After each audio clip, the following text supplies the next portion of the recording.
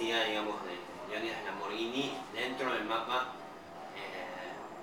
poética argentina de la segunda mitad del siglo XX, ¿no? Bueno, el primer libro de Lamborghini es de 1955 y sale en un contexto específico que es el de comienzo de la resistencia peronista y de una manera bastante anómala en lo que tiene que ver con la poesía que se estaba escribiendo, tanto con relación con la generación del 40 como con la del 50.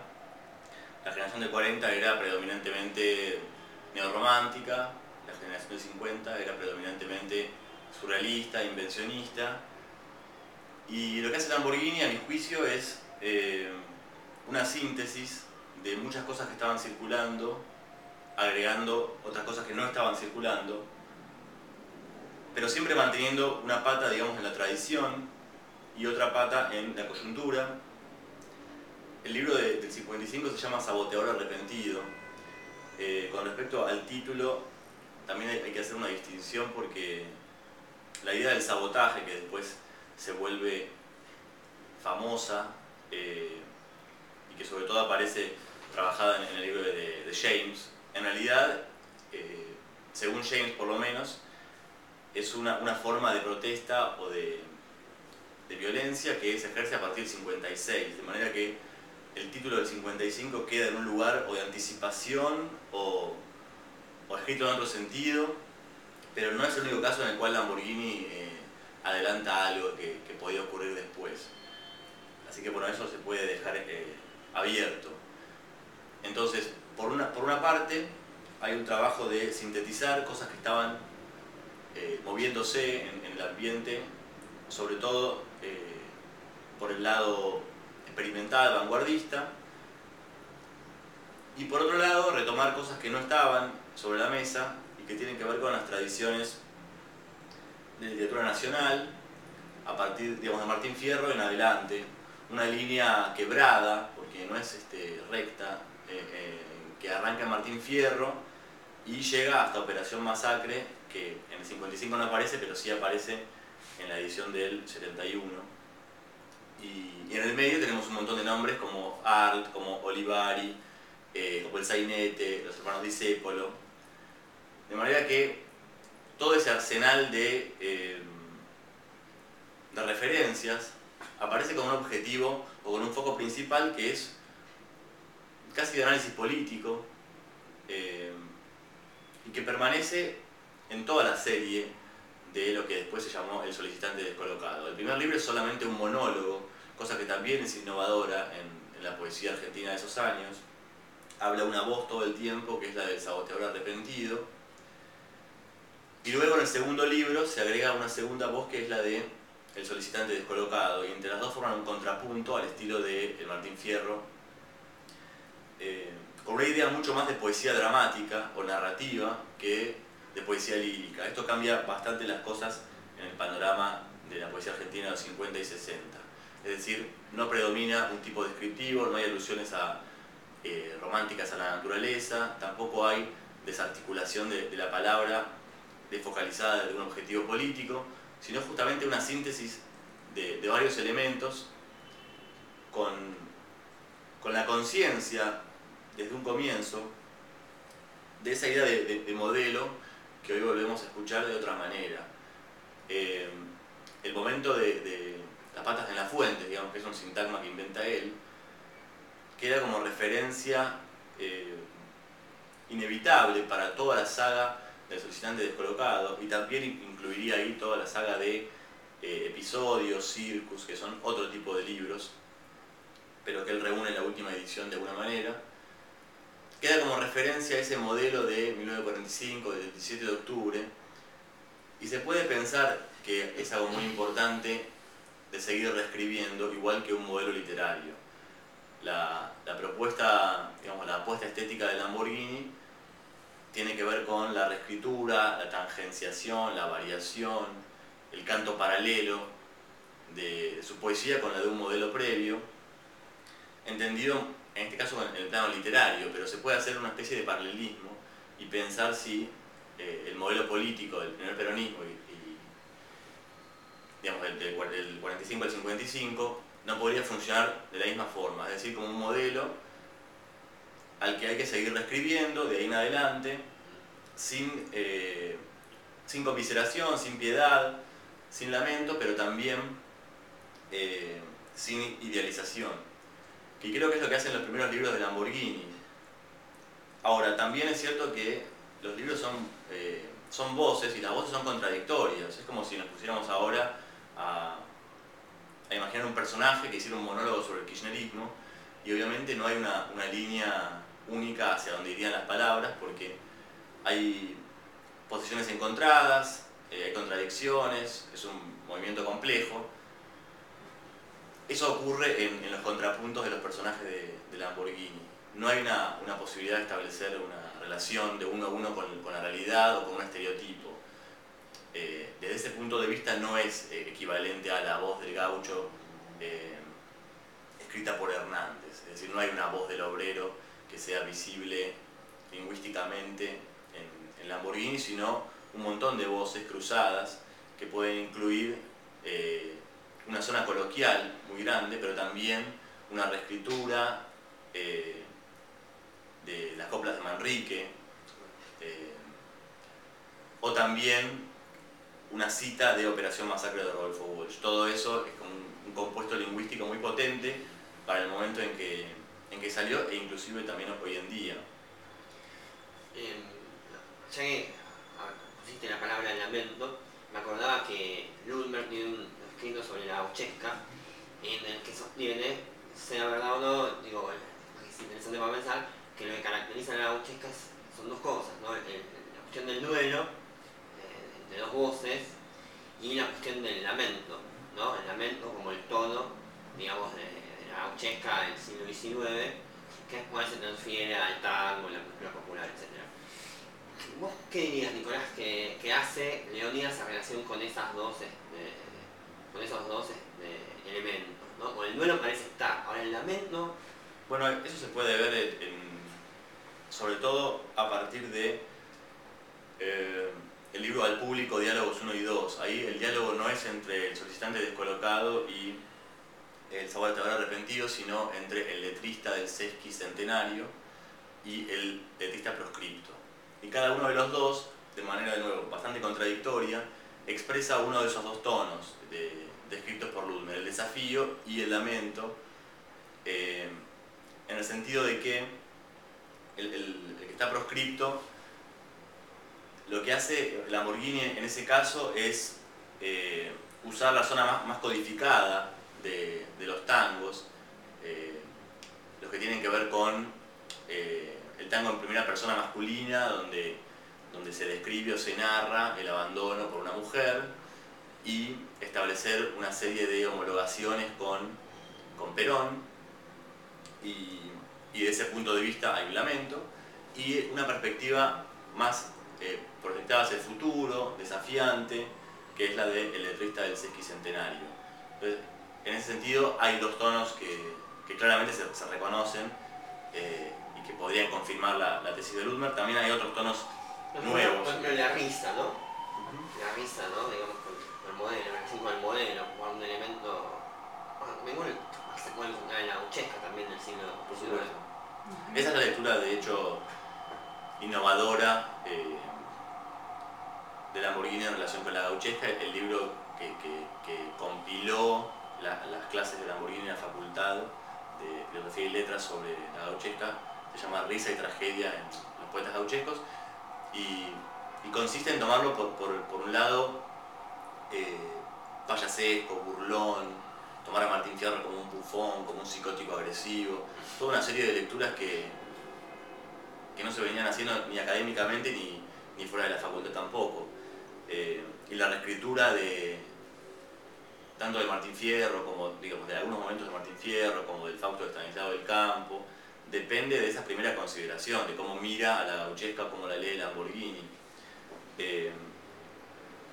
Con un punto muy importante, que sería que el centro siempre es él, es Argentina, y todo lo demás son cosas que orbitan alrededor y se pueden incorporar o usar, pero siempre con esa idea nacional como centro. y no al revés. Hay también, ¿no?, una lectura de la historia política argentina, ¿no? Él dice que en algún reportaje que la historia política argentina se ubica entre la tragedia y la parodia, ¿no? Y que su tema es el genocidio.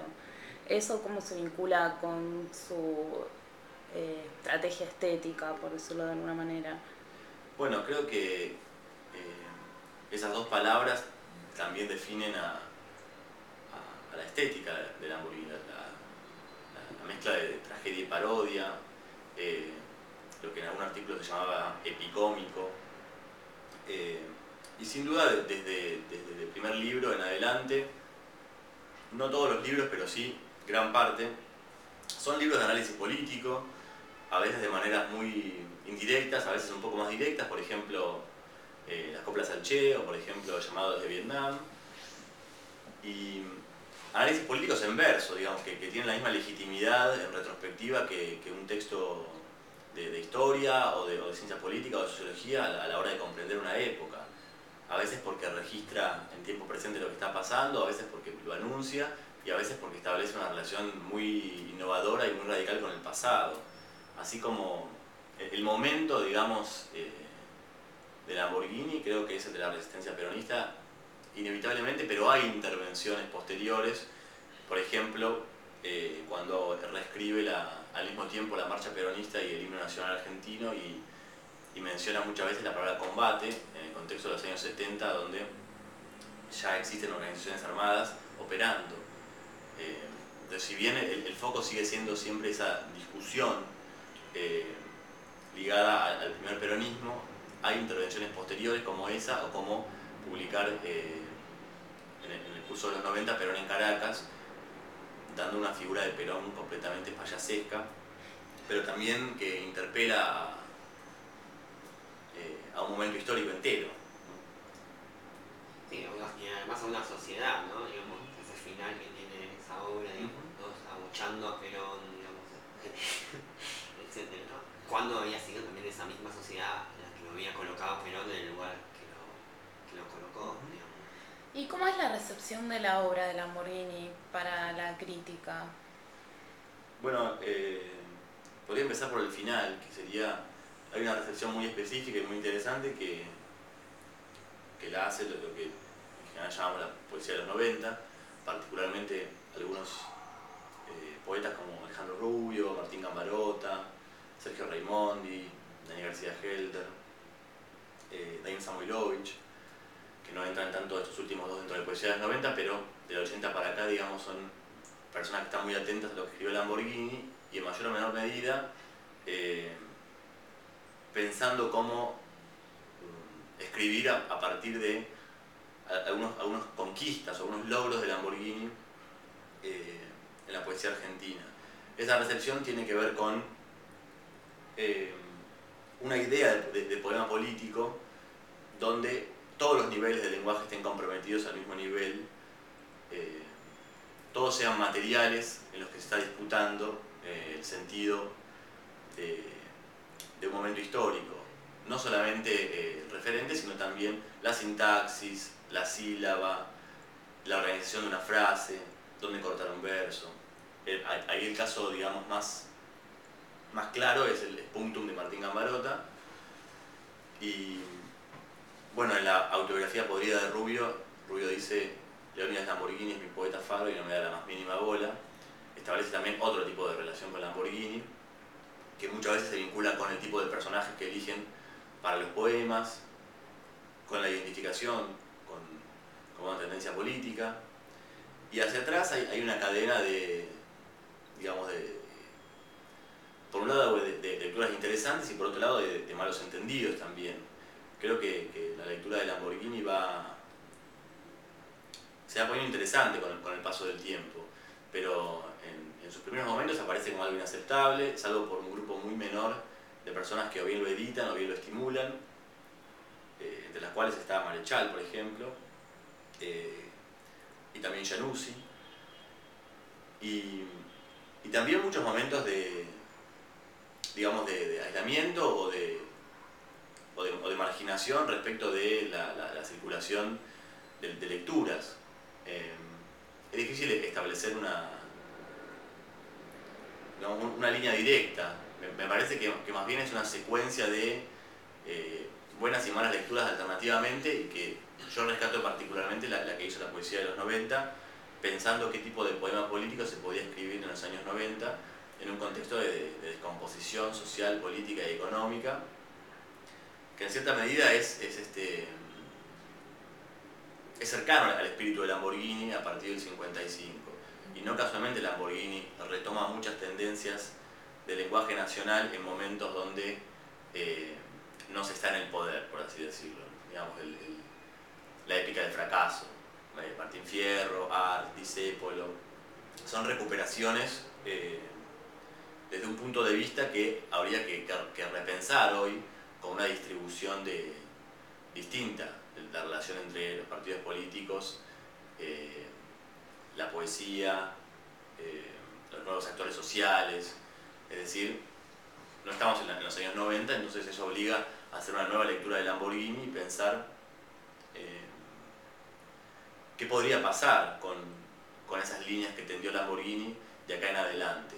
Los últimos libros de él son libros menos directamente políticos.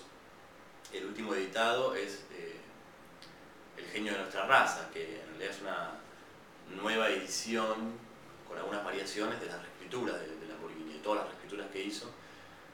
Y el anterior es Últimos días de Sexton y Blake, que no son libros directamente ligados a la escritura política de la coyuntura. Entonces también hay que ver en eso un gesto de, digamos, hay que leerlo también en relación con el momento en que aparece. Lamborghini en los últimos libros está pensando otro tipo de cosas, me parece, distintas. Y en un artículo que tenés, ponés en relación la figura de Borges y la figura de Leónidas. Por un lado, marcás algunos puntos de encuentro entre esas dos obras poéticas, pero te haces una pregunta, digamos, bajo la siguiente premisa. Siendo que a Borges se lo ha consagrado y reconocido por algunas características que me gustaría que desarrolles, a Leónidas, que de algún modo dialoga con esas características, la obra de Leónidas, en cambio, no ha tenido la misma suerte. ¿Me preguntas por qué? Entonces, habría que matizar un poco ese artículo con el curso de estos meses, porque han aparecido un montón de nuevos elementos a considerar, por ejemplo, reediciones, lecturas especiales sobre Lamborghini. Sin embargo, hay una línea fuerte de eso que escribí que me parece que sigue siendo una pregunta. Lo escribí en un tono un poco provocativo para intentar pensar por qué Lamborghini tiene ese lugar, por qué Borges tiene ese lugar, y más bien como un intento casi cómico de decir, como si yo tuviera la facultad de poner a alguien o sacar a alguien del canon.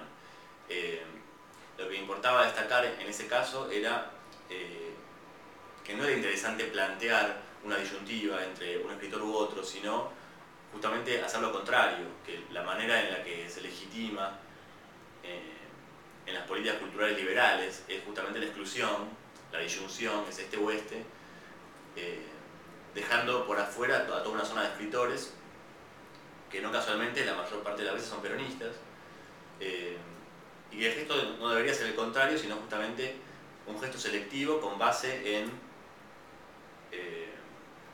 lo que resulta interesante, útil para leer hoy en día, lo que realmente tiene calidad literaria, pensando en la honestidad intelectual de quien lo dice. Entonces no se trata de que Borges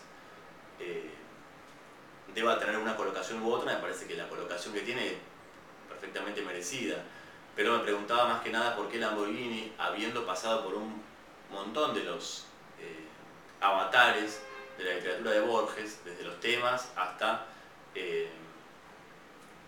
la consideración de que adelantaron teorías literarias, filosóficas, etcétera, del siglo XX, ¿por qué no ocupaba un lugar un poco más preponderante? ¿O por qué no era directamente nuestro poeta nacional? La respuesta un poco simplificadora tiene que ver con que a Borges se lo reconoce principalmente como narrador en la circulación más masiva, y la narración tiene un lugar mucho más visible respecto de la poesía. Y en segundo lugar también tiene que ver la adscripción política, que es muy compleja en el caso de Lamborghini, pero que nunca se desentendió del peronismo. Entonces hay una serie de nombres propios, como Celarayán o como los dos Lamborghinis, un poco menos en el caso de Januzzi, pero también Rubio, en cuyas evaluaciones, en los artículos que salen sobre ellos, aparece un intento de desplazarlos, digamos, de un cierto lugar en función de la adscripción política, y me parece que eso se puede notar revisando la manera en que se organiza el sistema cultural, los suplementos, las lecturas, el tipo de entrevistas. Y la propuesta era pensar, dados esos elementos, digamos, pensar las cosas de otra manera, poder discutir con esa manera de entablar un canon, y hacer de cuenta como si Lamborghini ya fuera nuestro poeta nacional. Era casi performativo el chiste. Entonces, digamos, el adjetivo maldito o algún otro similar que pueda aplicarse a un poeta siempre lo intenta dejar de un lado marginal, que es otro adjetivo que se le aplica, es decir, que no está vinculado con la tradición o el centro o la racionalidad, o que está un poco loco. Son diferentes formas de desubicarlo. Eso también genera una discusión quizás un poco más interna, que es, bueno, Lamborghini tiene un libro llamado El solicitante descolocado, quizás es su libro más famoso, y a partir de ahí podría haber una reivindicación de Lamborghini como alguien ubicado siempre en otro lugar respecto del cual quisieran ubicarlo, la descolocación como un valor. Me parece que eso es un momento también de la posición de Lamborghini, y que nosotros podemos hacer con Lamborghini lo que nos parece que es más interesante también, digamos, abrirlo a nuevas lecturas, entre las cuales está pensarlo en un lugar un poco más central de nuestra tradición literaria, y dejar de lado esa manía de respetar lo que hubiera querido en vida. Me parece que la obra tiene una solidez, y la teoría, digamos, literaria, política, estética que acompaña la obra tiene una solidez tan grande que es muy difícil no ubicarlo en la tradición central. Lamborghini creo que es el que mejor sintetiza nuestras grandes corrientes de pensamiento político, literario e incluso filosófico, de manera que eso lo pone a él en un lugar de excepcionalidad, pero también un lugar muy central de nuestra literatura. Vos, también en ese mismo artículo, vos notás que, bueno, que Eva Perón de la Hoguera, si no está a lo mejor, si está el Lamborghini, toda la poética de Lamborghini condensada, ¿no? En sus características, en su modo de cortar el verso. La pregunta tiene que ver con eso, ¿no? Digamos, ¿qué tiene Eva Perón de la Hoguera que te hizo detener esa obra así, ¿no? No sé si es la que reúne, o la que condensa todos los elementos. Creo que el solicitante descolocado en toda la serie por ahí es más representativo. Lo que tiene Eva Perón en la Hoguera es una forma de leer muy innovadora, en la que el texto, digamos, matriz se respeta a nivel semántico, pero se destruye a nivel semántico, se recompone, sintáctico, digamos, se destruye y se recompone a nivel sintáctico, lo cual genera un efecto de sentido completamente distinto. Creo que es el mejor de todos esos experimentos. También está la reescritura del himno nacional y la marcha peronista, junto con otras cosas más, pero ese creo que es el mejor ejemplo, porque no hay ninguna palabra que no esté en el original, y al mismo tiempo toda la sintaxis es distinta respecto al original. La idea de poesía política que se desprende de Eva Perón en la Hoguera pasa por un lugar muy inédito para la literatura argentina, que tiene que ver con mostrar una forma de leer en el corte, en el balbuceo,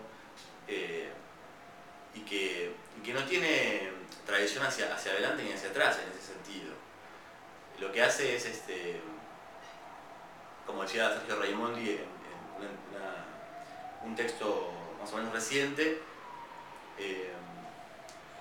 el pasaje de lo político, de lo semántico a lo sintáctico. Creo que ese es el verdadero efecto innovador. Y esa sintaxis de Leónidas se reconoce